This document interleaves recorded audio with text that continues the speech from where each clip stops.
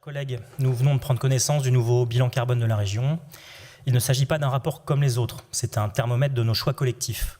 Et ce qu'il dit est très simple, nos émissions ont augmenté de 7% en 3 ans.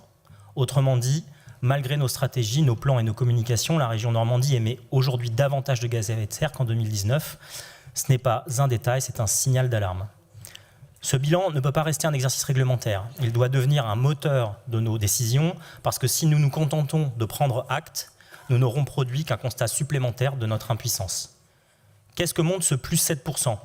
Que nos politiques en matière de transport régional continuent d'augmenter l'empreinte carbone, notamment sur les cars et les TER diesel, que le fonctionnement des lycées entre chauffage, alimentation, déplacement reste très émetteur, que nos achats, nos marchés publics, nos subventions ne sont pas conditionnés à leur impact climatique.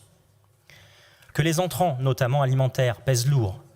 Faire le choix de moins de viande en quantité au profit de production locale et de qualité est une piste. Que les aides régionales, aujourd'hui encore, financent des projets sans prise en compte systématique de leur coût carbone. Ouais, bon, ça, on adore vos rires. Ah, c'est ça. Donc oui, le bilan est négatif, mais ce n'est pas seulement un chiffre, c'est le révélateur de notre incapacité, pour l'instant, à aligner nos actes avec nos ambitions climatiques. Pourtant, ce bilan carbone pourrait devenir un levier puissant pour prioriser nos investissements, pour conditionner nos aides, pour transformer nos marchés publics, pour engager les lycées, les transporteurs, les partenaires économiques et institutionnels dans une trajectoire de réduction, et pour revoir nos propres pratiques internes, déplacements, immobilisation, bâtiments, achats. Mais pour ça, il faut assumer un changement de culture à la région et chez celles et ceux que nous finançons. Aujourd'hui, ce bilan ne sert pas encore à arbitrer. Il ne sert pas à dire non ou autrement. On le regarde comme une photo, mais on ne s'en sert pas comme une boussole. Alors posons-nous la seule question utile. Qu'est-ce qu'on change maintenant?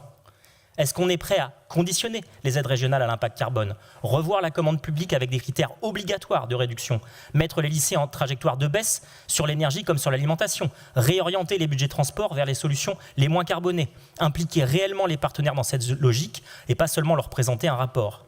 Si la région assume que ce bilan est un outil de pilotage, alors on peut en faire un point de bascule. Sinon, dans 3 ans, on constatera une nouvelle hausse et on expliquera encore qu'on fera mieux après.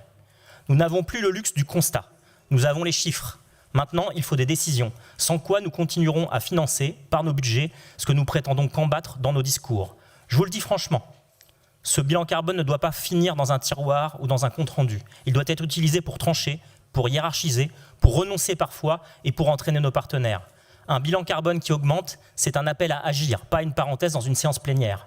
Faisons en sorte que ce 7% ne soit pas la trajectoire carbone de notre région, mais le point de départ d'un réel changement de cap que les écologistes appellent de leur vœu depuis des années. Je vous remercie.